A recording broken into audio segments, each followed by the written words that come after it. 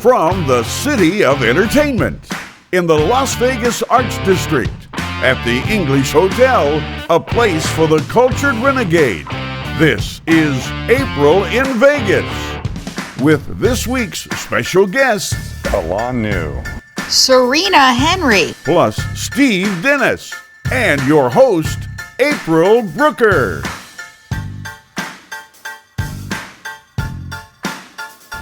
Steve, you got yourself in a bit of trouble. April, the last time I got myself into a jam was back in the day in Reno. What happened? Nothing. It's just a line that worked for Johnny Cash in one of his songs. So, yeah. Back to how you got yourself in trouble, Steve. The last time this guest was here, you issued a challenge. So today, he is here to answer. Back by popular demand, we have Alon New, the man who knows. Yeah, I better have the Pepper Club hide the silverware. You know. But this next guest we have is one I'm very excited about. She's a jazz singer, performs all over Vegas, has toured with Gladys Knight. She won not just once, but thrice at the Apollo Amateur Night. It would be Serena Henry. And for Dummies on the Street, April? We have Ruby Chapeau, everyone's favorite gambling granny, asking, what are the winning slot machines? So Steve, you have the Cash or Crash Las Vegas Live YouTube channel. Where and what are the winning slot machines? Come on, April. If I knew, I wouldn't tell anyone, especially Ruby. But I do know what's by the pool. Who? What? It's our guest. Let's go meet him. Yeah.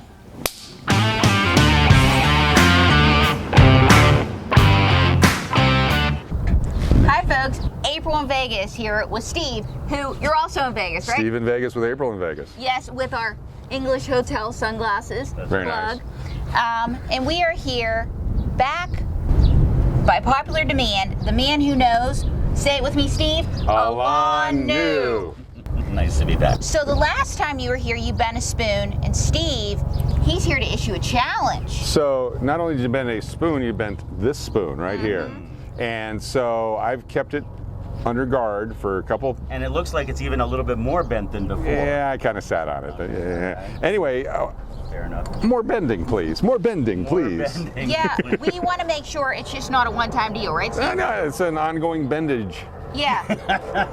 Well, as you know, I broke that world record in at the Alexis Park Resort. Not too Over long ago. 100 bent spoons at one time. Yep, and I was there. I helped count. You were there too, Steve. I was there to witness that you were there to help count. Yes, So I'm exactly. going to challenge those people at home to check this out yourself. You might even want to check your kitchen drawers after I do what I'm about to do. The idea is to create the most amount of energy with a little bit of effort, and this all takes place even through the screens. Okay. So look, if I take the spoon and place it on my hand and just focus on it just like this. Clear the space here. Oh my goodness. Drum roll. See, It's the spoon in front is of actually us. beginning to bend, right? And in fact, the Wow. spoon has even bent even more, right? Yes. I mean, Wow. that's seriously, that's So, Steve, what do you think of that? Is that he did that without any help?